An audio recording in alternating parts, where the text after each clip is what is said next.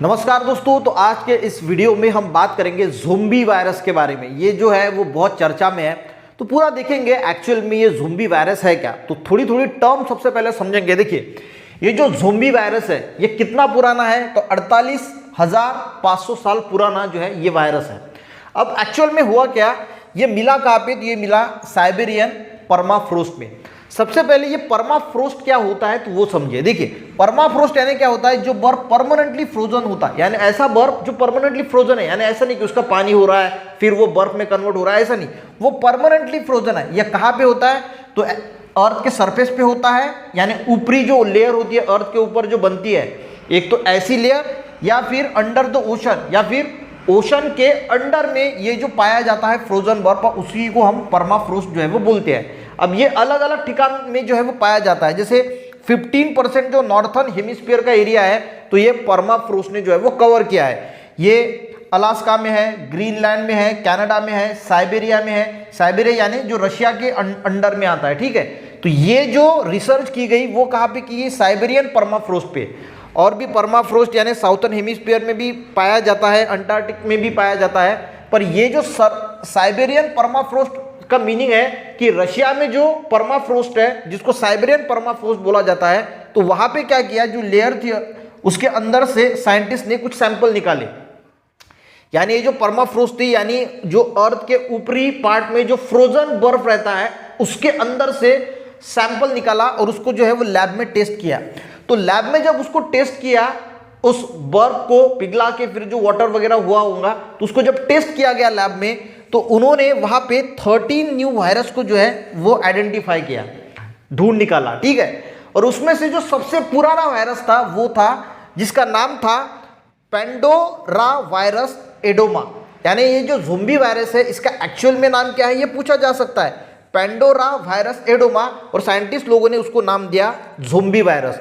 ये सबसे पुराना है। ऐसे तो 13 न्यू वायरस आइडेंटिफाई किए हैं, और जो ये पेंडोरा वायरस एडोमा है ये 48,500 साल पुराना है। एक्चुअल में वो डेड है, यानी हम इसको इनएक्टिव बोल सकते हैं। तो लैब में उसको जो है वो फिर से उन्होंने जिंदा वगैरह किया, यानी जिंदा यानी एक्टिव किया, और उसको नाम दिया।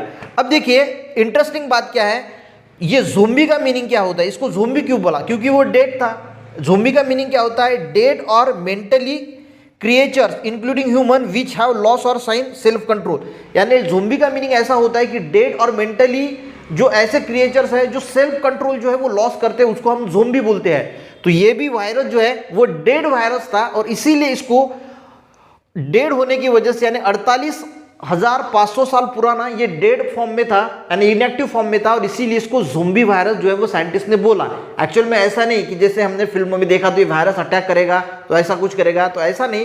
पर जो मेन मुद्दा है वो क्या है, देखिए, अब ये ज़ोंबी वायरस ह्यूमंस को, प्लांट्स को जो है वो अफेक्ट कर सकता है, यानी अफेक्ट यानी इन्फेक्शन कॉज कर सकता है। तो ऐसे और इससे भी खतरनाक वायरस जो है वो इस परमाफ्रोस्ट में जो है वो होंगे। अभी इन्होंने तो 13 ही आइडेंटिफाई किए ना, तो और ज्यादा भी इससे भी खतरनाक वायरस हो सकते हैं।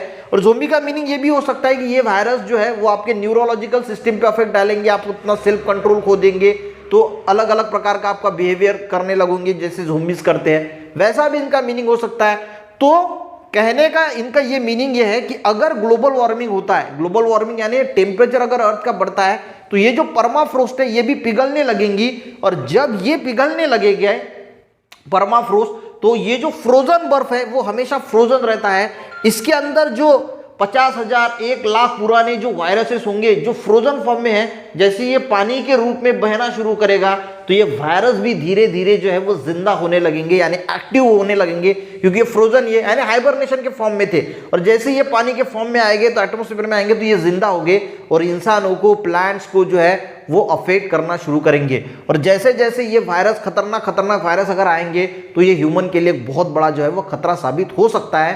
तो ग्लोबल वार्मिंग जो है वो हमें रोकना है, टेम्परेचर को बढ़ने नहीं देना है। और इसमें जो बर्फ होता है ना, इसके साथ रॉक, सॉइल, ये भी जो है वो मिक्स हुई होती है, और कार्बन डाइऑक्साइड भी मिक्स होता है, तो कार्बन डाइऑक्साइड और रिलीज होगा, और ग्लोबल वार्मिंग बढ़ेगा, तो फिर बहुत दिक्कतें बढ़ेगी।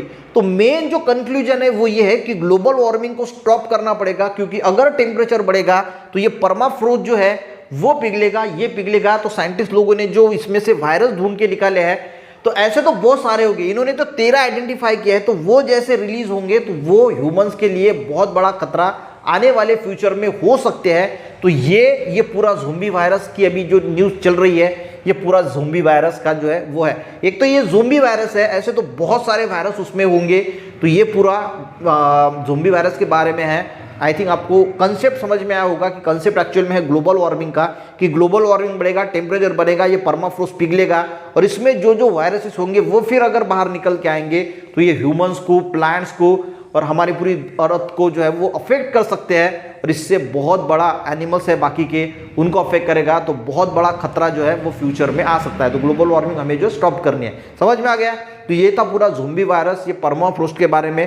आई थिंक आपको समझ में आ गया होगा। तो एक लाइक जरूर कीजिएगा, लोगों के साथ शेयर भी कीजिएगा। मिलते हैं गाइस नेक्स्ट वीडियो में, तब तक के लिए जय हिंद।